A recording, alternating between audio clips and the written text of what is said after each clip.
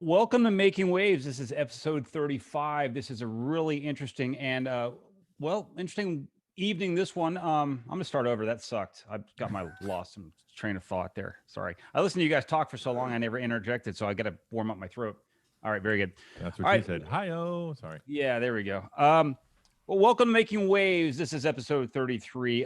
Tonight we have a very special guest, and my name is Justin, along with my co-host here, Chad. We want to welcome someone who's part of ShipRocked lore since pretty much we began, I would think, right? Every year but one, yes. Every year but one. There we go. Well, before I introduce this guest, his accolades are quite astonishing, quite honestly, in the digital and podcasting world, and now also the book writing world. He has been the host of a tour bus for almost 2 decades. This is a nationally syndicated rock show. He is also the creator of a Gas Digital Network. Basically, they host a whole family of different podcasts. He's the co-host with Big J Okerson of the SDR podcast, which is also like probably one of the top podcasts for comedy, I believe, on iTunes. Yes, he's also the host of Good Sugar podcast, which is it's a health and wellness related one with obviously a good healthy dose of humor. And he's also the author of the new book. I think this one is called, what is this called? This is called the Guide to Weight. What is that? Weight and Fitness? The 100% guaranteed guide to weight loss and fitness. Weight loss and fitness. There we go. That book is actually sitting somewhere in the charts, right, for comedy? Yeah, it hit top 100. It hit 77 in Amazon in its category, which is pretty ridiculous. Right before the holidays, when I was really pushing it for like a stocking stuffer kind of thing. Okay. Well, guys, you guys know him. Anyone who's listening to this, you know that voice. The voice is he's kind of one of a kind. Please, everyone, welcome Ralph Sutton. Ralph, thank you. Thank you so much for having me. Hello. Hey. It's been a hot minute, and you know what, dude? First thing off, congratulations on everything that's going on in your life and the success you're having. It's quite impressive that you're wearing a lot of hats. Thank you so much. It's crazy. You know that one of the first SDRs ever was on another short-lived cruise, the motorboat cruise. That's right. That's right. We were like a month into SDR when that came along, and I said, you know what, I'm gonna bring it on the boat. So, and then it was on, I think, 5 shipwrocks in a row or 6 shipwrocks in a row. Yeah, for those people who wanted to do the late night thing but didn't want all the they still wanted to do something but didn't want to get involved in the disco or whatever's going on down the bar. But those are always a lot of fun. Also, I'd be remiss to not mention that you did host the motorboats we did, and also you've been hosting a Sturgis rally along the way for like 7 years in a row. I haven't done the last couple of years, but I did do 7 years in a row. I was supposed to go back this year, but I'm kind of a COVID taking it seriously, for whatever you want to call it. Sure. So I just didn't want to be a part of it, but maybe next year. Let me ask you, with all you got going on, and your career really in a lot of ways relies on your voice. Obviously your mind, everything. Do you have any lozenge sponsors? We should. You know what I do though that has made a big difference in my life. And Chad, you maybe could chime in on this. I gargle with salt water every day, and I also clean out my nose with salt solution every day. And that disgusting thing. And I found is that a neti pot? Is that what that is? It's not a neti pot. It's actually called it's called Neil Med, and you put it in like a squeeze bottle, and it shoves up one side and comes out the other. And the first few times you do it, you go, dear God, like how much crap was in my nose?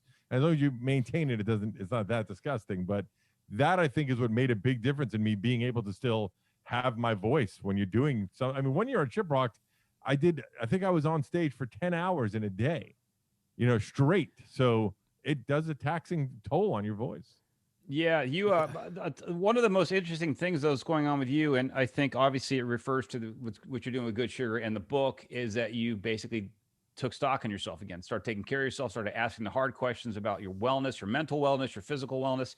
Can you tell people how that came about? I mean, were you just at a point in your life where you said enough's enough? Well, any fans of ShipRocked that knew me over the course of the decade that I was on, you could see me from the early days to when I started to balloon up and got really, not in the right headspace. My father got sick and passed away, and I basically just started eating. That's what I did. I allowed myself to mourn, and I gained 60 pounds. I was crazy heavy. But when I started doing the Good Sugar podcast with this guy, if anyone that's ever been in New York would know this company, they're called Juice Press.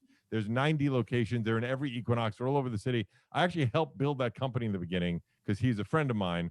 And then he wanted to do a podcast on health and wellness. And then because we know each other for so long, it turned into a podcast really about trying to make me better. That was the idea of the show, mentally and physically. And one big thing that I think is a big difference for people, because not everyone is a self-starter, self-motivator. If you're in great shape on your own, good for you. 99% of us are not that. We need accountability.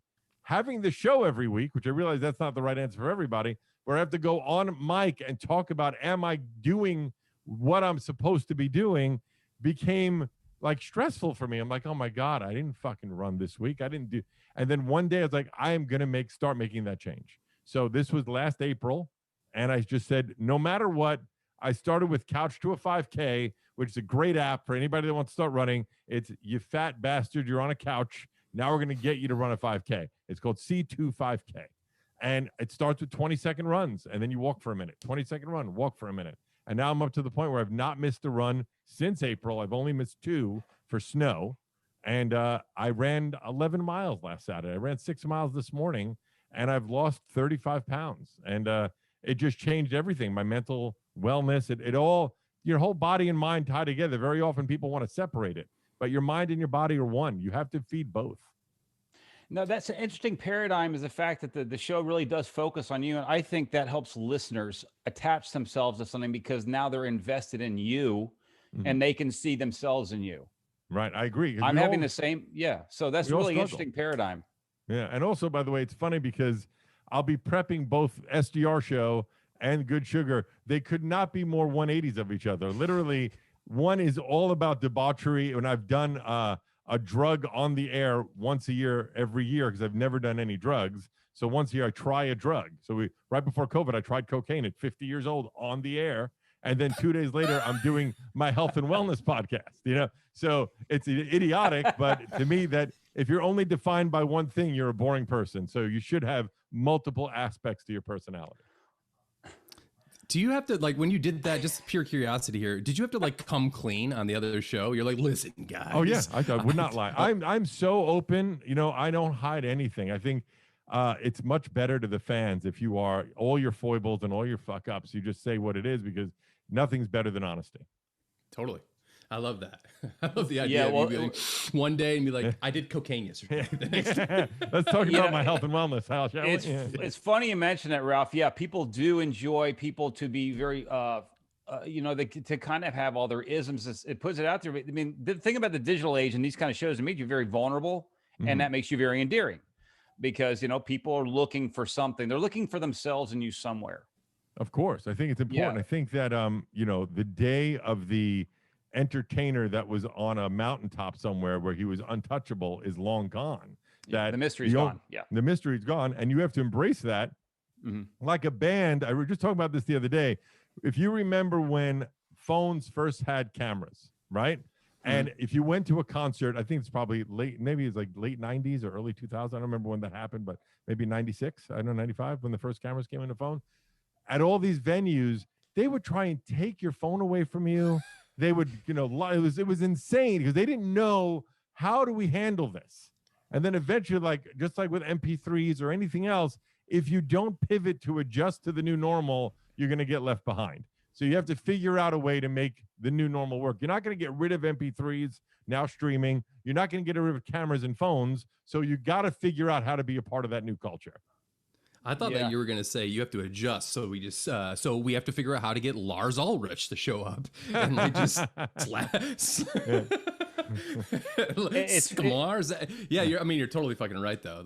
It's huge. The phone thing is interesting at shows because half of it's annoying as hell because the guy is like, are you going to watch the show when you get home? Or are you going to live in the moment now? But also in a lot of ways, artists now see these people as their best street team.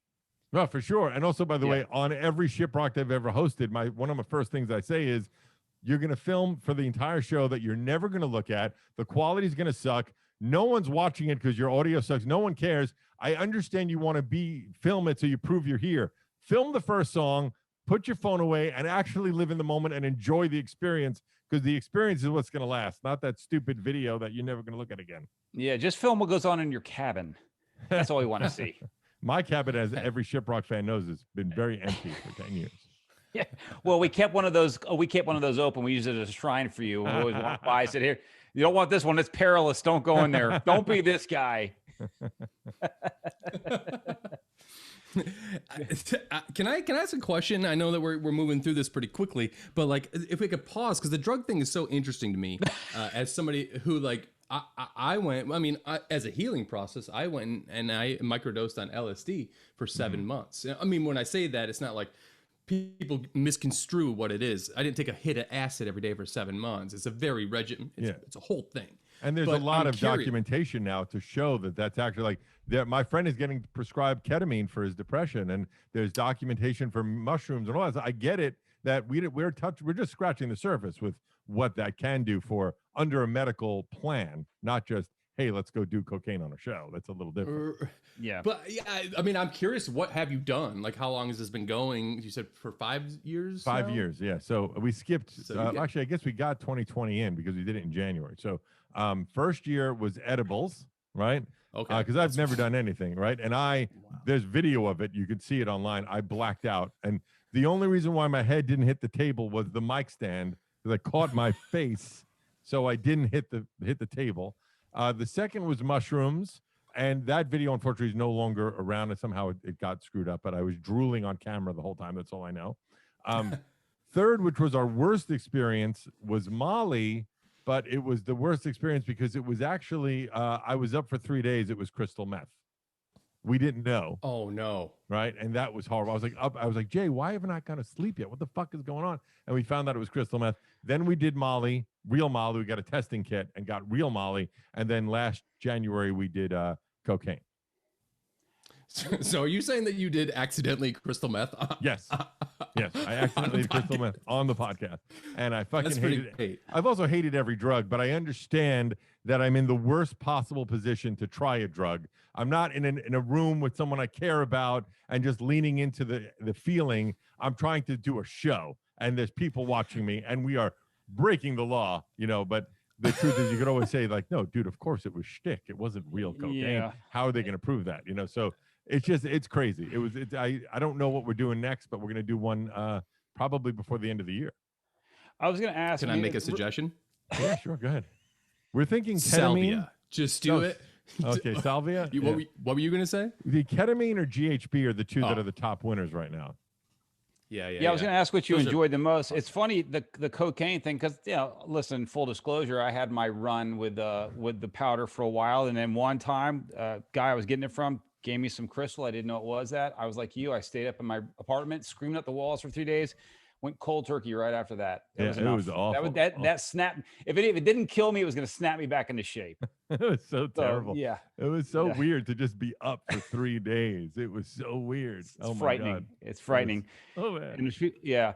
So you said that what was the one that did you the wrong? Oh, the Mollies did you the worst. No, the crystal meth did the worst because it was the Molly actually the only one I saw. Oh, I get this. I could see why people would dig Molly. That's how I felt about Molly. It was like, oh, I get it. But none of them for me, the negatives outweigh the positives. The way you feel the next day, the way it lasts way too fucking long, in my opinion, all these drugs. That's why I like alcohol. You drink, you know how to moderate it, 1 or 2 drinks, and you're good for an hour. And then if you want to continue, you drink more. This is not any other drug I've ever tried so far. That's what I don't like about them. In Amsterdam, last time I was there, I didn't know you could do it, and they do it openly. Is you snort cocoa powder, and it's just more of it's fan, and you kind of go, what? Okay, I'll give it a shot. Really good. It's obviously not going to get you high. It's about creating your taste buds awaken through your nasal cavity, and it's really amazing. And I haven't done it since I got back. Like I want to replicate that. I'm like, nah, that's merely I'm in Amsterdam kind of thing, because I'd probably fuck it up here, and the EMTs would be like, what did he do? Yeah, well, first of all, don't bit of quick. Yeah, don't use quick. That's what they say. Don't use strawberry quick. Raw cacao, I'm sure, would be the thing.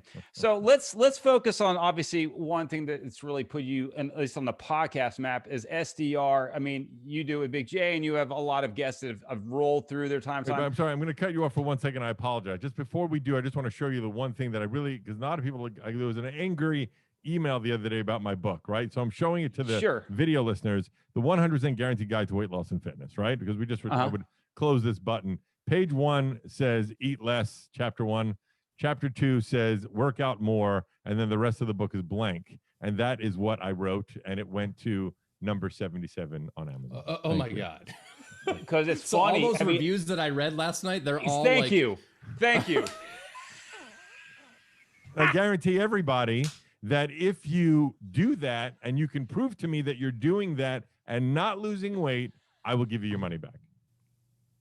That's fantastic. That's awesome. That is fantastic. How long did it take? The 5-minute book right there. Yeah. I had an author hit me up who said, I've been writing books for years. I never got in the top 100. Go fuck yourself. He gets so mad at me. I was like, I'm sorry. What do you mean tell you? You just deflated every trainer out there trying to charge people $75 an hour. So let's go to the SDR. I mean, that came across, obviously, when it first started. It's expanded since I think your initial thing, because it started out very sexual, a lot of like porn stars and still do and once in a while. Yeah. But how did that begin? What was the kind of the genesis of that? And then how have you expanded it, kind of trying to bring in a larger crowd? How'd you go about it's funny that I actually have, in a way, ShipRocked to thank for SDR show, and I'll give you the cliff noted version of it. So I hosted, I think, the first 2 or 3 years when it was just music, right? And I think it was before they even had a full ship. And it might have been the first year or the second year they went to the full ship, they wanted to start bringing in other forms of entertainment. And Al asked me, do you know any comedians that would fly for rock and roll? And I knew Jay, ancillarily knew Jay. He had been on my show once. We'd run into each other at concerts. And I just knew who he was. I met him with another comedian named Craig Gass. And when he came on I got him on the cruise that first year. I recommended him. I wouldn't say I got him on, but I recommended him, and they booked him. They had us host a couple of things together, and we just made each other laugh the whole time we were hosting events together. And he had already started his other podcast called Legion of Skanks, maybe a year or so before. And he said, I'm doing this thing. It's a podcast. It does well. You and I should think about doing one together. And I gave a really shitty answer of podcasting is for people that can't do radio. I have a radio show. So why would I do a podcast? At the time, the show was on like 60, 70 stations, the tour bus. So why would it just made no sense to me. And over the course of the next 6 months to a year, I was reading all about podcasting and how it was becoming so big, and the Joe Rogans and the Mark Marons and all these people that were killing it. So I called up Jay and said, on the next ShipRocked, we saw each other. I said, let's do that podcast thing. And he said, let's do it. What are you going to call it? And I had been conceptualizing an idea for a morning radio show called SDR. So I already had the graphic and the SDRshow.com, right? The idea of the morning show 10 years ago, 15 years ago, was I was going to go out and party all night at nightclubs and rock clubs and whatever. And whoever was still with me at 5 a.m, I was going to bring them to the radio show in the morning and do a morning radio show. I figured I could do it for about a year before I wanted to kill myself, but it would be great. And that never happened. So I just had the graphics, had the URL, had everything, sent him the image, and Jay goes, fuck it, that's great, let's do it. And that's how we started the show. But I didn't know what the fuck a podcast was. I knew how to record audio. So we recorded 9 or 10 episodes and never released them. And then one day, Corey Glover from Living Color, who was our third guest, a friend of mine forever, who's done ShipRocked a couple times, said, dude, what happened to that show I recorded 2 months ago? Is it ever coming out? I said, yeah, I should probably learn how to release a podcast. At the time, it was far more difficult than now. And so we started releasing them about 5.5 years ago. And I remember thinking, imagine we get 1,000 people to listen to an episode. How fucking crazy would that be? And now we are, I don't hate discussing actual numbers because it could come off shitty or disingenuous, but we're doing way better than 1,000 listeners. Let's just put it that way. And it's just amazing how that's how we started the show. Well, damn, that took away my big J, how you guys met question. Actually, thank you. Craig Gass, who's a great comedian also, he's the one, if you're a Howard Stern fan, came up with the Gene Simmons voice. He took me to go see Jay perform at a club in New York, and we were with, and I could be a little wrong on these details exactly, but it's something like this. We were at a Poison show when Poison used to do the multi-band 80s band bills, and I think we brought one dude from Warrant and one dude from Cinderella to the show, and Jay recognized Fred Curry of Cinderella from stage. I was like, well, that dude should come on my show. If he knows who Fred Curry is, let's bring him on the tour bus for my radio show, and that's how we became friends. That's even more interesting, the extra level of because it's not, No offense to Curry or whatever, but it's not like, it's not Kiefer or something like Right. that. It's not somebody Yeah. that's instantly recognizable. Hey, Right. what's going on Yeah. with Gas these days? What's he up to? So Craig Gass, it's so weird. I thought you were talking about Gas Digital. I got confused. Craig Gass literally texted me as we were going live. I've probably not spoken to him in 2 years. And he texted me and said he has an idea for a podcast. I said, I'm about to go on the ShipRocked podcast. I'll text you back in about an hour. And that's All what right. he has There an we go. idea. That's what's going on with Craig. He has an idea for a podcast as of about 15 minutes ago.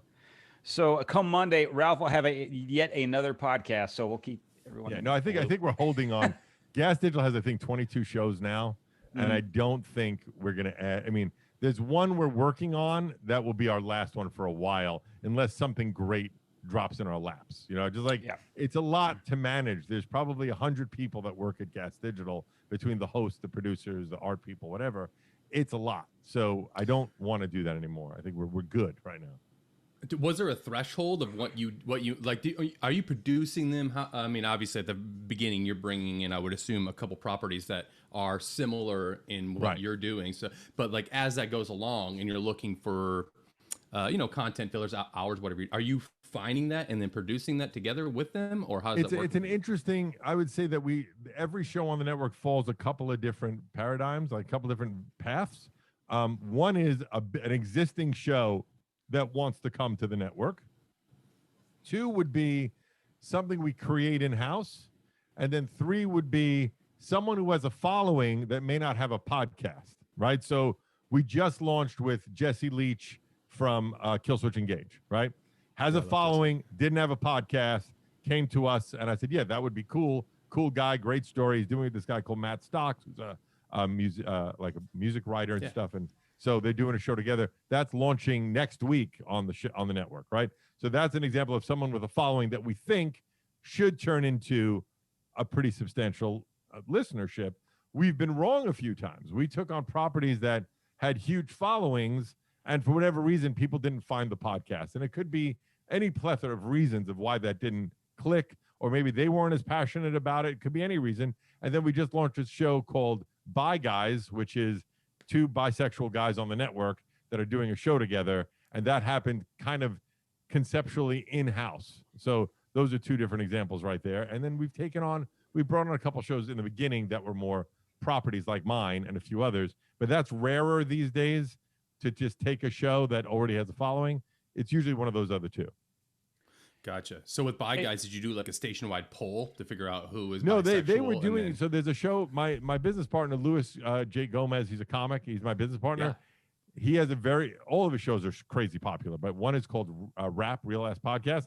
And when he wasn't there sometimes, his co-host Zach, who's one of the Bi Guys, would bring in Ian, and they would jokingly change the name of the show for the day as the Bi Guys episode. And it was just so funny, and they're so likable that we talked, oh, we should make this a show. So now they have that show. That's awesome. Yes. Hey, speaking of Bi Guys, let's go one step further. Just for some people who don't realize that you've done this show, can you tell us a little bit story about the Queer Eye for the Straight Guy? Well, can you tell us about how that transpired? Yeah, and also, by the way, it's very timely because they literally just shot the reunion special that's coming out in a few weeks. So they flew me to LA, and I was there, and we shot. But I don't know. That, by the way, the new show is a great idea. It's called Reunions. I don't know if that'll be the ending title, but they take a classic cast of a show and they do one more episode. So Queer Eye was one of the episodes, and they asked me to be the straight guy on that episode. I don't know who's the other shows, but each week it's a different show being reunited. And I got a hilarious email on Facebook where they said, hey, are you the Ralph Sutton that was on Queer Eye 16 years ago? I said, yes. Why? She goes, well, we're filming a reunion special, and the guy we wanted couldn't do it. So can you do it? And I said, did you have to tell me the first part? Couldn't you just ask me to do it? So fucking weird.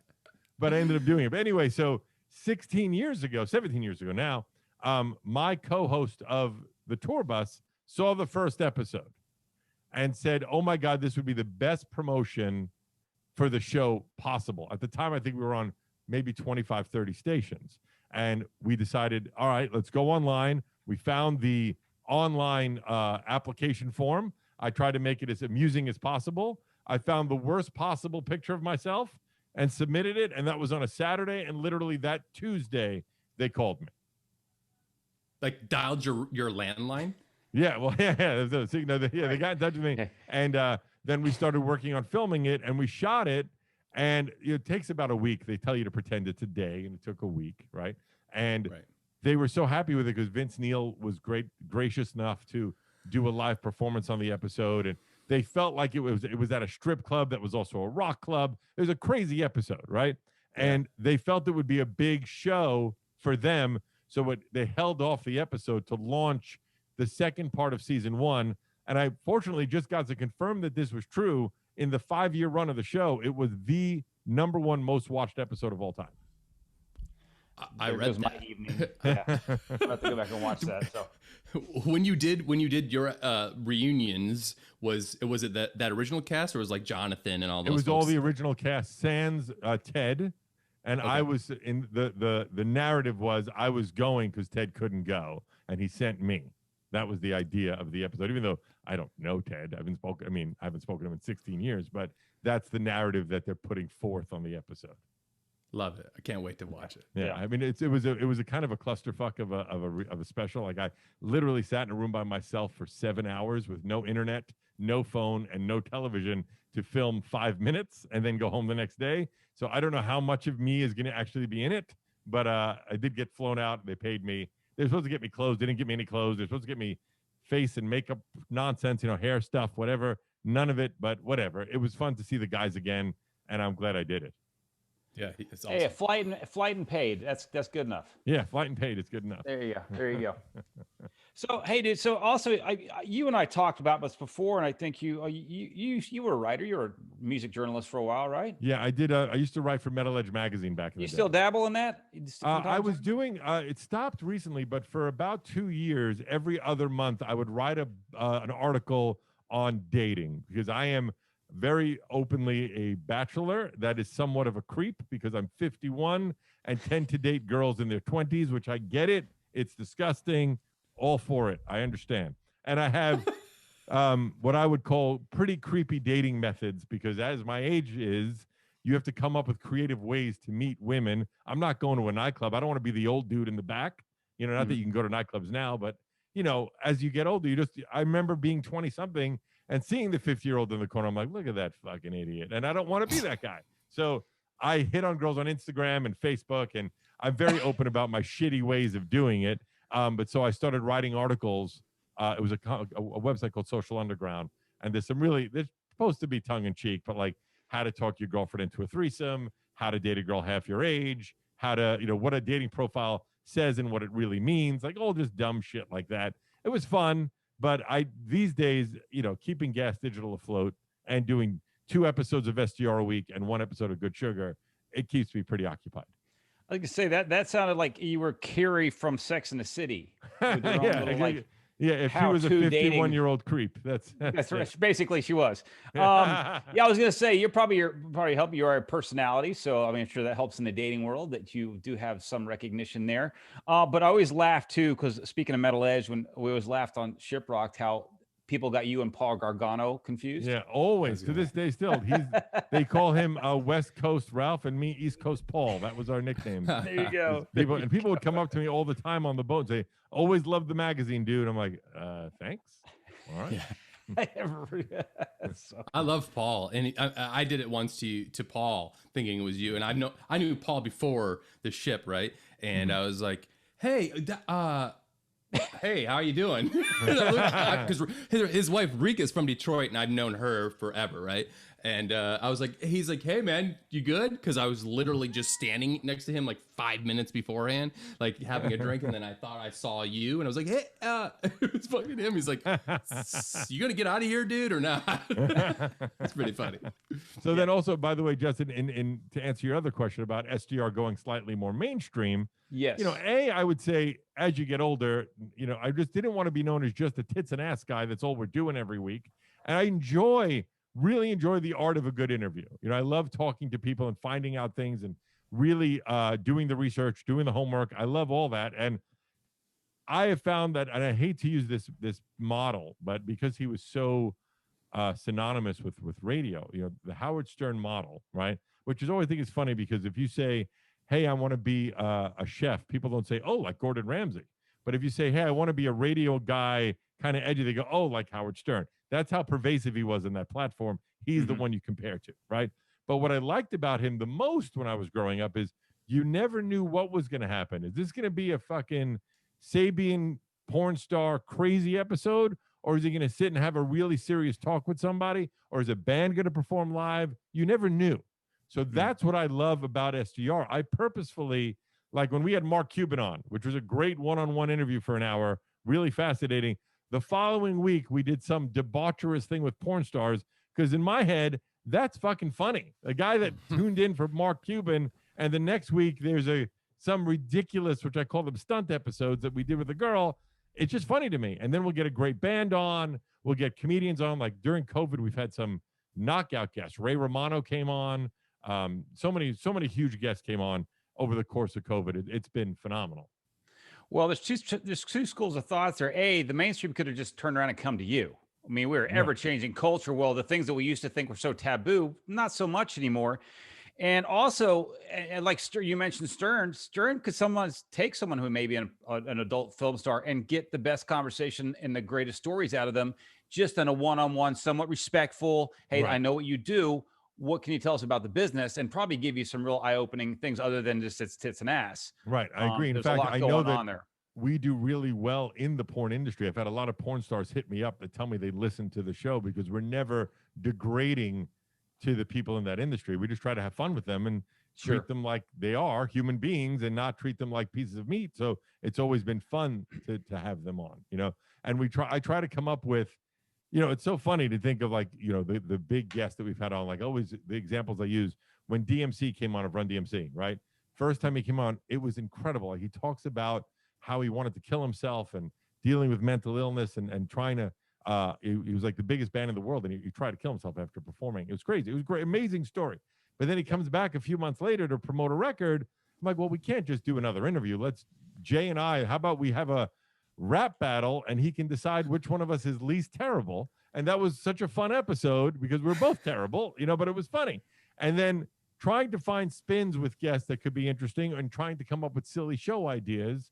That's part of the thing that makes me so happy with SDR, because coming out of radio of 20 years doing radio, where you had so many restrictions that you couldn't get away with anything, if you're going to have no restrictions, you might as well embrace it. Yeah, it's a variety. It's definitely become a variety show of sorts if you're having all that going on. So it's a part Tonight Show, part Gong Show kind of situation. Yeah, I would say that's probably a good description. Yeah. Yeah.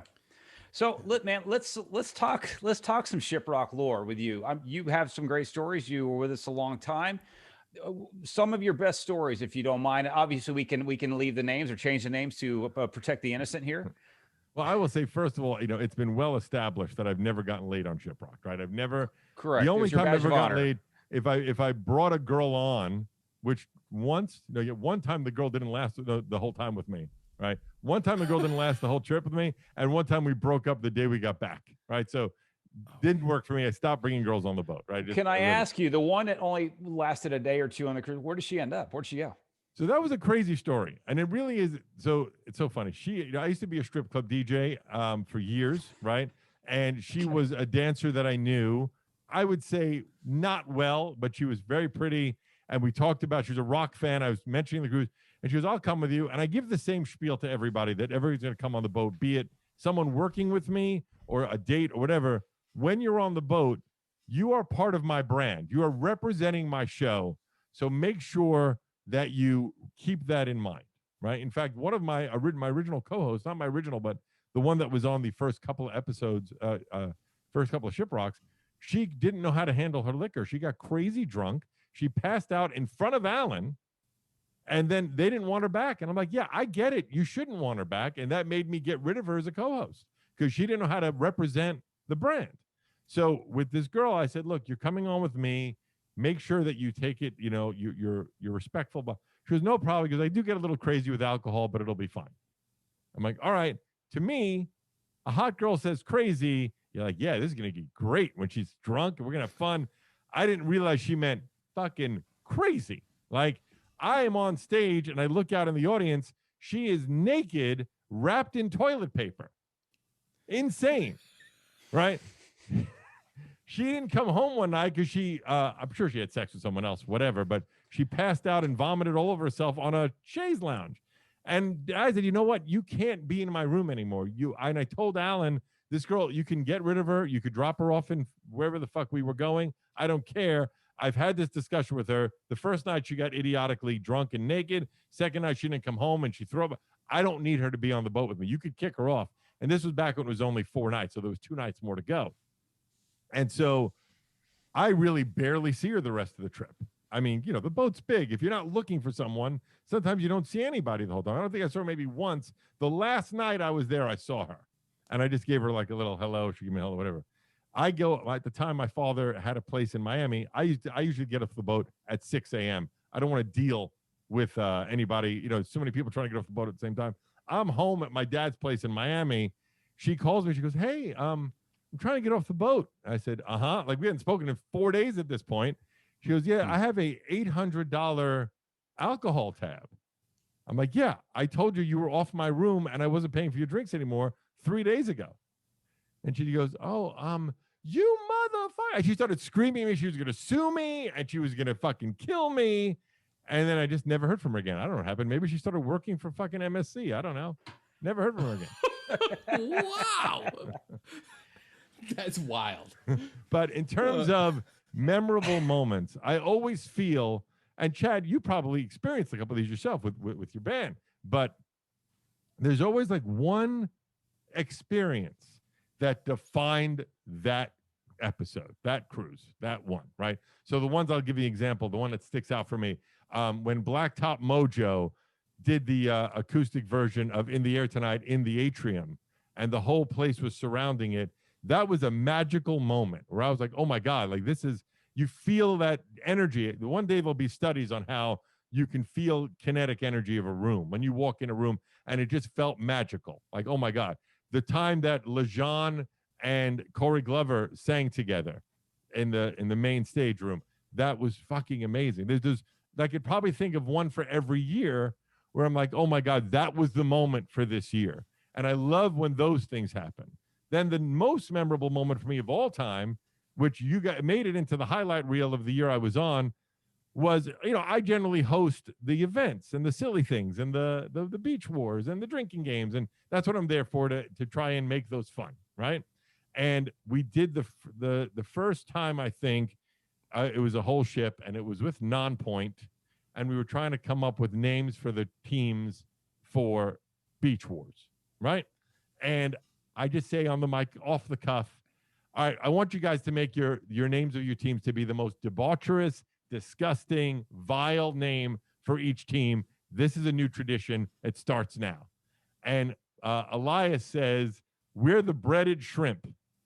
I'm like, all right, what does that mean? And he goes, if you're having sex on a beach and your penis goes in the sand, that's breaded shrimp. And to this day, it makes me laugh every fucking time. And then you hear in the promo that you guys released of the Beach Wars, you hear in the background chanting, breaded shrimp, breaded shrimp. And it is one of my favorite moments of all time. The beautiful thing about it is like those moments, like you said, there's one for every ship. Usually there's multiple versions of them, but there's like always the highlight, you know, like right. That breaded shrimp thing. The fact that it carried on its echo to that many people, to where there was a moment that in solidarity they were cheering for such a ridiculous thing. And I think there's only, of all the things that, you know, Wilson had done over the years, as far as like festivals and, you know, tours and all that shit, there's a lot of memories, but never anything like the shit, like period. Like every year I'm aghast and then taken back by like, is this really fucking happening? And then like I roll into a little, you know, a little bit after. I'm like, I'm in it. I'm like breaded shrimp, you know. And I think Stowaways helped a lot with that. I think the precursor to the Stowaways, where they used to have the like the band, I forgot what they called it, but like the band mix-ups, where it was like, now it's the Stowaways, but at the time we would just grab singers and bass players and guitars from different bands and go up on stage and do a jam, like an all-star jam. I think that's what they called it. And the first time we did it, it was crazy because I was the ringleader, so to speak, right? So I had the list of everybody that was there. But in true ShipRock fashion at the time, it's not like we planned who's singing what, no one knew anything. Like the amount of times that, the whole idea, and I'm sorry to pull the curtain back for the people watching, but the amount of times in the beginning where we figured out the games for Beach Wars as we're walking to the beach is crazy. Like we didn't even know the rule. We figured it out, but front facing, everything's always figured out. That's the way to do it with bands, with anybody. There might be your fucking roadies are fucking beating the shit out of each other backstage. Don't bring that to the stage. When you're on stage, it's front facing professionalism, right? So I had these 25 band members in a backstage area, and I'm like, all right, who knows Kiss songs? All right, which one do you know? All right, what do you? And I would make a band and then get them up on stage, and that's how we did it until they came up with the Stowaways, which made my life a lot easier because that first 2 times, and then I remember, I don't remember who it was, but it might have been JJ French, because they Twisted Sister was on one year maybe. I think that's what it might be wrong, but I could be wrong. The next night they were going to do it. He goes, we can't do it without Ralph. We don't know what fucking songs we know. So then he came back to do that one, which was great. But I think Stowaways brought a lot to the table. And then the thing I always say, and you guys correct me if you could, feel free to shit on this, right? ShipRock to me always, the 10 years I did it, highlight of my year every year, right? That week, always the best. I feel there needs to be more of the non-band live moments and more of the bands playing games with you moments, bands doing shit with you moments, because you could see a band anywhere. You can't do Beach Wars with a band anywhere. You can't play beer pong with a band anywhere. So to me, those moments are the ones that will live forever, because like I remember one year was basketball with Buck Cherry. It was golf with Morgan from Seven Dust. I just had him on the show. We talked about that the other day. He was so drunk and showed up late, and the game was like 16 people down to 1 that would then play against Morgan. Morgan sitting there by the sidelines, barely awake the whole time. Finally, his time, he hits it, hole in one on the first try, and he just fucking wins, and he goes home. It was fucking hilarious. I remember going to get him because he was running late, so we had to go find him, and he opened the door, and I was like, okay, we're going to give you 5 minutes. Let's go. Let's go. But you're right, man. The inclusion too, but there is, like, last year we had Bad Flower. They were a total big part of the whole Twister thing and the beer pong thing. So when they get involved, again, it just makes them, they're no longer the people on the stage. They're just hanging out. Wilson's been great with that every time. Wilson's a part of the boat, Seven Dust, part of the boat. So those experiences is, to me, the ones I think about more than anything, because you're not getting that anywhere else. From the band's side of it, it's the same. Like, I don't go to like a Rock on the Range and like sit in my booth to sign the thing at FYE. And when that's done, I'm like, okay, so now what? And they're like, you just go back to that trailer in the back, the one that looks like there's definitely some child fucking going on in it, and you sit there for the rest of the day until you get fucking paid, and then you go home. You're like, there's no version of that anywhere else. And from the band side, that's why we loved it. I mean, coming on as fresh faces, had done very little at the time, but we'd all came from areas that done things. So that first year we were like, fucking let's do it. What do you want to do? You want us to eat our own assholes right now in front of you? The answer is yes. And even if you don't want us to, guess what? We're going to do it anyway. Yeah, we'll eat somebody else's ass. But like the idea of it all is like, if you're in like Bad Flower, like Justin mentioned, obviously 9.7 Dust, you're in, and it literally translated. It changed our lives as from a band, a small band, like coming from that ship and then going and getting the first time getting a tour with some of our favorite bands, which turned into like seeing the ShipRockers. It just kept rolling. Yeah, the ShipRock bump is a real thing for sure. Yeah, it is. Yeah. It really is. Ralph, you mentioned cocaine, but right. So Ralph, you mentioned some of these bands, they're just, they're not, it might be still kind of awkward for them to get involved in those kind of games or whatever. But you mentioned like Lejean and Corey singing together. It's like, I think at that point that this is the week when they can kind of just have fun and do those kind of things that they're not afforded to because they're never on the road together, and B, because you know what, it's okay to, even if you fuck up on ShipRock, it's still a memorable moment, right? Right, I agree 100%. Yeah, so they're not being judged. They're just, everyone's stoked to see them out there together. So, and that's always, we always talk about that with people about ShipRock, the ShipRockers, because at the end of the day, this was all about them. and they're just so cool and loose. And even you said, man, you're struggling up there with those first 2 years prior to the stowaways, but you know what? Everyone in the audience is with you. We're all in this They're fucker always together. on board. Yeah, always on board. Because we'll either sink or swim literally on this fucking boat together. So let's be involved with one another and not even give each other a hard time or judge what's going on. They'd love it to be really smooth and pro, but that's not what this is about. Right. I agree with that. I think man. It's more about a fun vibe. It is funny though. I realize there is a hierarchy on the boat. Like the people that have been doing it 9 years think they're better than the people that have been doing it 4 years. It's really funny because it's become almost like not want to say a religion, but like a real movement where, oh, I got 8 years under my belt. You only got 2. You're a noob. It's kind of funny, but it shows the power of ShipRocked, how it's become an institution. Like I, years ago, stopped caring who was going to be on the boat. It doesn't matter who's going to be on the boat for me because I know it's just going to be a good show, no matter who it is. Yeah, it's a community, and yeah, they do bust each other's chops about getting hey, I've been on 8, you've been 2, but you know what? Guess what? Next year I'll be 9, you'll be 3. That's how we're gonna make this happen. Keep coming on, and we'll keep seeing each other, and I'll always bust your nut because I'll always be ahead of you. Yeah. But it's always in jest and a lot of fun. But I did 10 in a row, which is crazy. 10 in a row and 2 motorboats in the middle of that. I was supposed to do the first Motley cruise, and then the day before, my grandfather passed away, and I had to cancel the day of because I just couldn't go. Like, it felt weird to go. But I don't know. Yeah. I've never told you there's a crazy story. When I went on the first ShipRocked 12 years ago now, I guess it is, right? Something like that. Mm-hmm. I was going, Al gave me a free cabin. I wasn't going as the host. They just gave me a free cabin because I promoted it on the tour bus. Like we promoted it, right? First day, first time the big band, the theater is open on the main stage. This is back when they only had half the boat.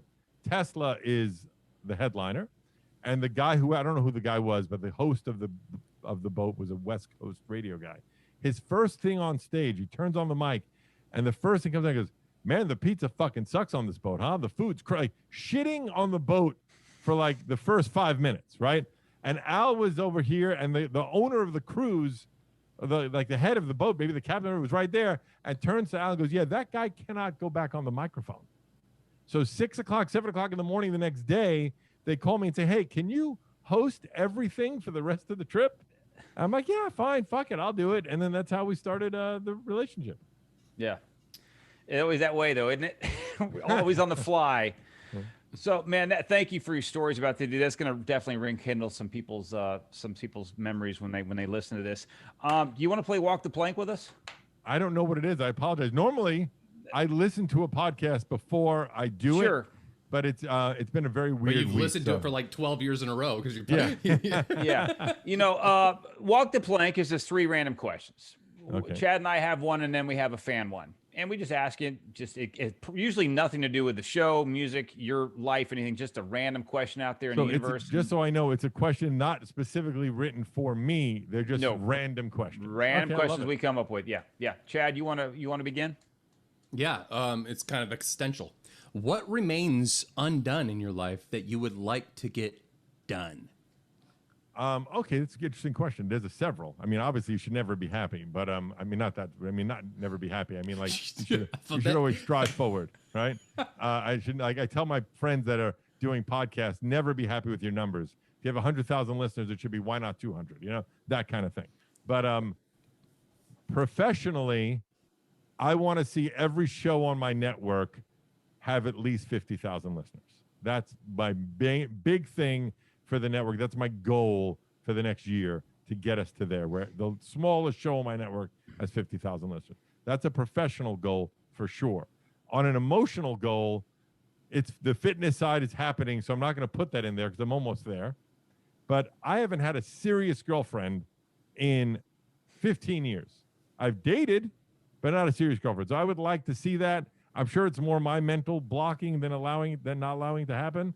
But those two sides of my coin, seeing the business grow to that point and having an actual serious girlfriend, those two things would be what's on my plate to make happen. Those are both great answers. And yeah. I hope for nothing less than the success in finishing that chapter of your mental I hope it would be so much cooler if you would say, "I hope for nothing for you." Nothing. I hope nothing for you, sir.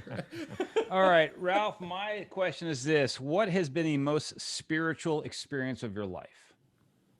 Wow, that's an interesting question. I mean, the first Spiritual is a word I don't love, by the way. I think that it has negative connotations. Well, let's say, how about this? What one of you had your biggest revelation? Could be an epiphany, whatever. Whatever you make you kind of really stop in your tracks and go, holy shit. I would say it's a shitty one, but it's the first one I'm going to go with my gut with the first thing that comes to mind. Okay. Because that seems to be genuine. When I started my radio show, Tour Bus, is 99, and we started a piece of shit little station with no listeners, midnight, for an hour. And then we started getting syndicated, getting bigger. One of my favorite bands of my life was Queensryche. I was obsessed with Queensryche. One of only 2 bands that I went to buy their new album the day it came out, back when you did that and you waited online to get the fucking record. I did that with Empire, had a big Queensryche poster on my wall. Fucking love those guys. To have them perform live on my radio show, they did it in my fucking living room. You can Google Queensryche in bedroom on YouTube, rather, do it on YouTube, and it's them performing Eyes of a Stranger in my fucking bedroom. And I'm like, I cannot believe this is fucking happening right now. That is the moment that sticks out in my head. That's a spiritual experience right there. Yeah, that was like, I don't understand how I got here. Like I had their poster on my wall and now they're in my fucking bedroom performing my favorite song by them. Let me ask both of you guys. This is a really interesting question. I think any music fan, when you sit there and you grow up, you like Queensryche. Well, Chad, I know you're a big Toadies fan, and then you have these things. You kind of look at them from afar. You haven't yet to meet them or whatever, and then you run a situation like that where they perform there, and now they're friends. You probably call them friends, right? Friendish. Yeah. What's it like? Is that those pinch me moments where you kind of meet them and it's cool, or they do something like that where you're like, I can't believe this is fucking happening? Yeah. For me, I can't speak for Jack, but for me, I've never taken it for granted. I'm always very happy that I got to do and get to do what I do for a living. There have been those moments where it just seems surreal. Like I was out one night, and this is years ago, where Tommy Lee texted me and said he was in town. Where are you? I'm like, what the fuck? Tommy Lee just texted me, like, how fucking crazy is that? Yeah. And different things like that. It never doesn't freak me out. And when I was doing the radio show, one of my interns, his name is Patrick. His favorite band of all time was Living Colour, and we were side stage at a Living Colour concert. I got to bring him to the show, and Corey walks over and high fives Pat on stage at a sold out crowd. And Pat looks over and he goes, you give me so much shit live every time we're on the air, but this is why I don't give a shit. And I was like, yeah, that's what it is. It's like, it's so cool that you get to, because music means everything to all of us. And that's why you're on ShipRocked, because it means so much to you. I was going to say this just to be a douchebag. My other spiritual moment was the night that Obama won the first time. I had a fivesome, 4 girls and me, because we all celebrated. Pow, pow, pow.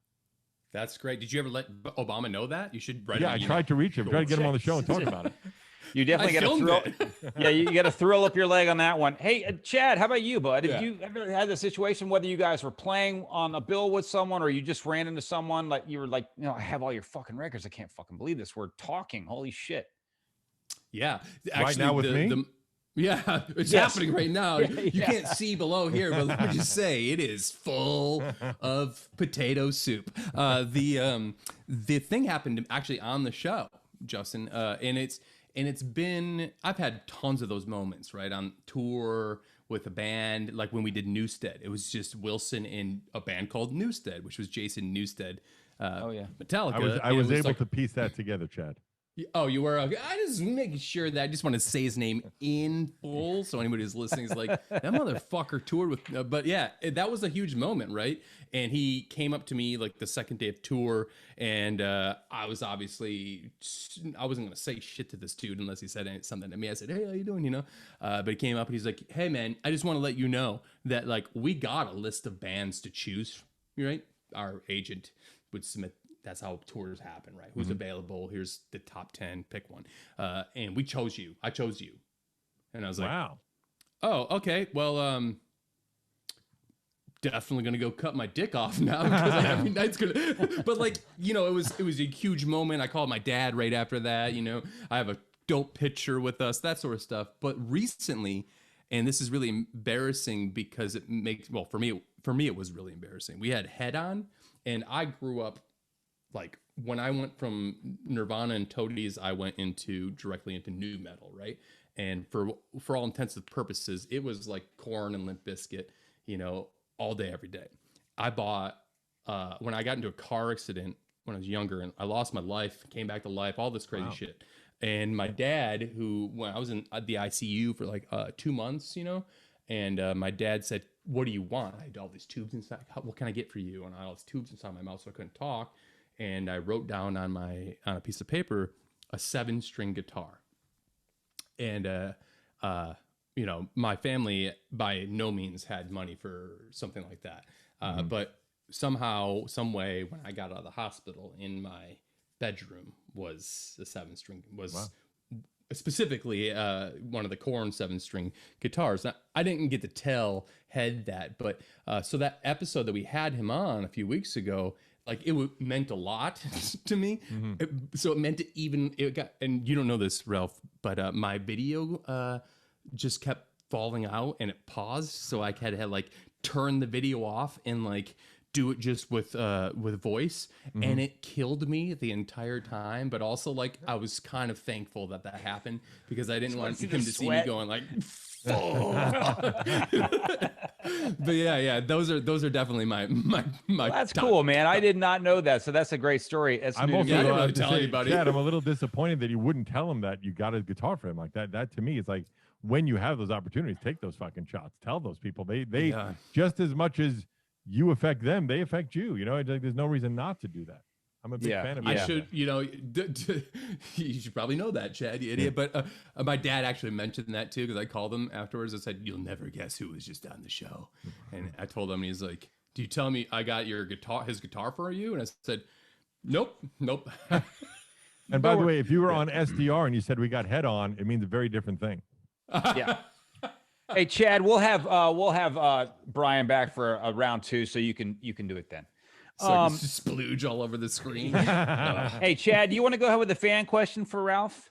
Yeah. By the way, I'm sure the fan is so pissed that the question goes to me and not like Ed or someone else. Or Zach. No, this is specifically for you. So they weren't like, you know, give this to whoever. Oh, it's going to Ralph. Fuck. Oh, okay. Yeah. No, they know it's going to you.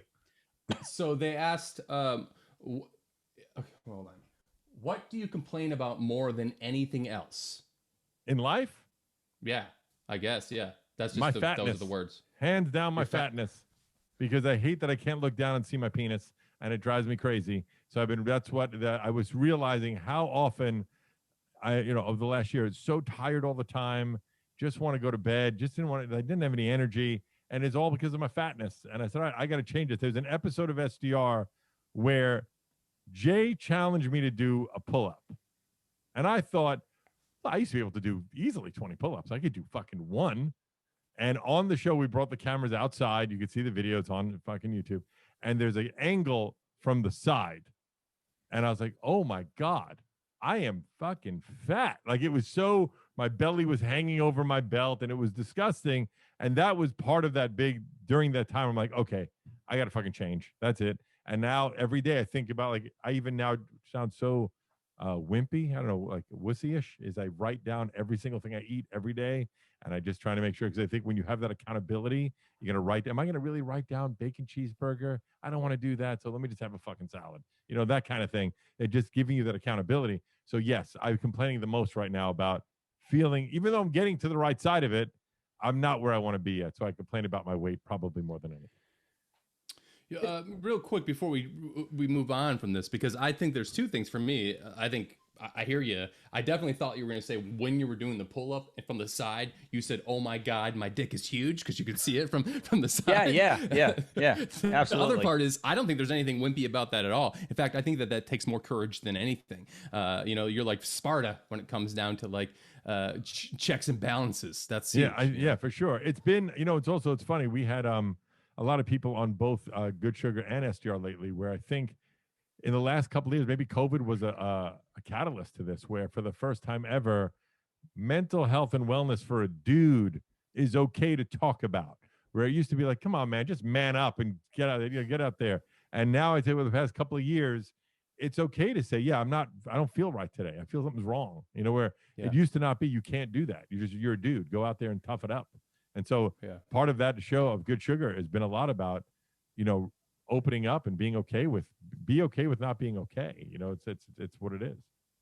Yeah, man. Yeah, the good thing you're mentioning, you're talking about like writing down your foods you're eating, stuff like that. It's like we always get confused between motivation and discipline. You really need discipline. Motivation is so fleeting. You know, I was motivated to run tonight, but discipline is like I'm doing it Monday, Wednesday, Thursday, Saturday, right? Right. So yeah, that's good stuff, man. Thanks for being open and honest with us, Ralph. That's I say awesome. this, but Thanks, brother. everybody has ideas. It's all about implementation, and that holds true in everything. You know. Yeah, yeah.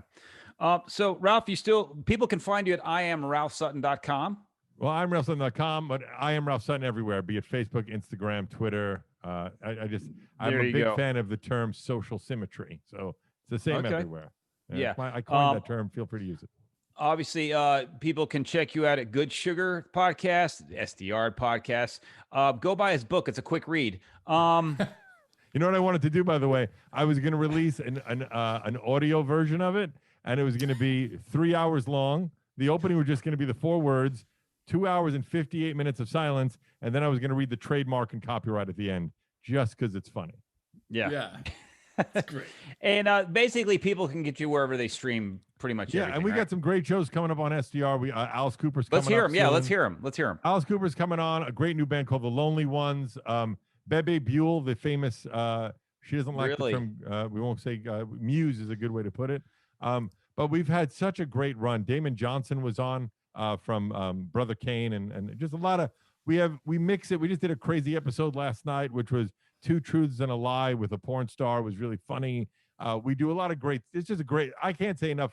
I'm very proud of the SDR show is the best way to put it. Both shows are great, but SDR, like the fact that I get to do that every week is crazy. And it makes me happy. You know, your numbers are there, and you know that's going to keep growing because you're having these guests. It's funny you mentioned Babe Buell. So Babe Buell is obviously Liv Tyler's mom. Yes. Yeah. So that's fun. It's Steven Tyler's, old lady from way back when. Yeah. Although apparently, in doing my initial research, he didn't know it, that she lied and said it was Derringer's kid. I think it's someone else's kid. Todd Rundgren's kid. Todd Rundgren's kid. We also, by the way, we just had Shaggy on, which was great. The Struts were just on. Pete Holmes, a brilliant comedian. Kyle Dunnigan, another brilliant comedian. Really just great, fun episodes. All right. Well, listen, man, we can't thank you enough for joining us. This has been great, dude. Awesome. And thank you, obviously, for being so candid. And please give our best to Big J. We, love to hear from him Chad, as well. we were supposed to bring you into the studio right before COVID. We were texting about you coming in. When the world opens up, we should bring you both on. Come on in and hang out. I don't know if I know you wouldn't be a part of this, but we have, Jelly Roll. Right, Jelly Roll's a really big rapper. Johnny 3 Tears from Hollywood Undead, right? Yeah. And 1 or 2 others are all coming in for the next drug episode. So if you guys want to just come in and watch. Fucking there. Just if you give me the invite, I will be there. I'm giving you I was going to mention, like, if you want me to come on and do any like crystal math or anything, just let me know. Yeah. Well, listen, Ralph, thank you again, buddy. Chad, as always, thank you. Guys, this has been Making Waves, episode 33. We are the ShipRocked podcast. We are part of the Sound Talent Media family. Check us out wherever you get podcasts, and please subscribe so you don't ever miss one episode. Quickly, before we check out tonight, thank you to Al McManus, our producer, Jen Zito, our engineer, Heather Smith, our coordinator, and of course, the captain, Alan Koenig. What else? Housekeeping. Rooms still available for ShipRock 2022, so grab those. As per the captain, the lineup coming soon. So they haven't asked me to host yet, so I don't know if I'm on. We have 1 shirt left too. Yeah, 1 t-shirt. We have 1 Fuck 2020 shirt. I think it's a large. So yeah, those sold really well. So thank you. Obviously, again, Ralph, thanks. And man, best of luck with everything, buddy. Knuckle. Bam. All right. Yeah. There you go. Bam, bam, bam. Thank you, guys.